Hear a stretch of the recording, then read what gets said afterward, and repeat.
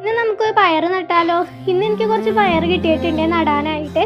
അപ്പോൾ ഇന്നത് ഓവർനൈറ്റ് ഇത് വെള്ളത്തിലിട്ട് വെച്ചിരുന്നതാണ്.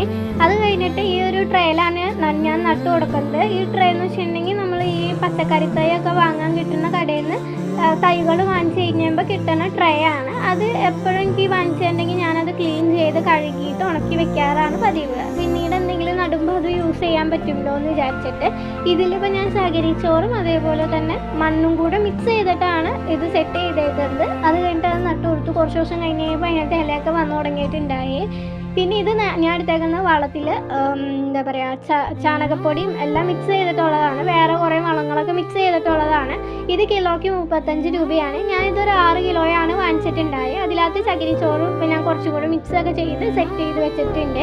ആദ്യം നമുക്ക് കുറച്ച് കരിയിലാണ് ഈ ചാക്കിൽ ഇട്ട് കൊടുക്കുന്നത്, സഞ്ചിയിൽ ഇട്ട് കൊടുക്കുന്നത്. അത് കഴിഞ്ഞിട്ട് കുറച്ച് നല്ല മണ്ണ് ഇട്ട് കൊടുക്കുന്നുണ്ട്.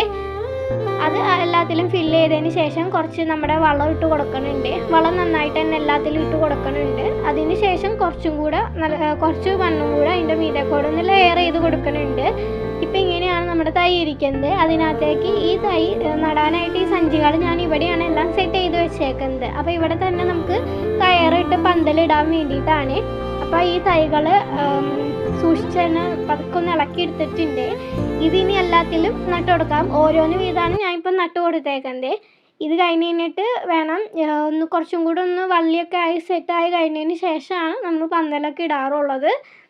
കുറച്ചും കൂടെ വലുതായതിന് ശേഷം. അപ്പോൾ എല്ലാത്തിലും ഞാൻ വെള്ളമൊക്കെ ഒഴിച്ച് കൊടുത്തിട്ടുണ്ട്. ഇപ്പം ഇങ്ങനെയാണ് ഇരിക്കണത്. ഇവിടെയാണ് നട്ടു കൊടുത്തേക്കുന്നത്. ഇനിയിപ്പോൾ നമുക്ക് കുറ്റിപ്പയറും കൂടെ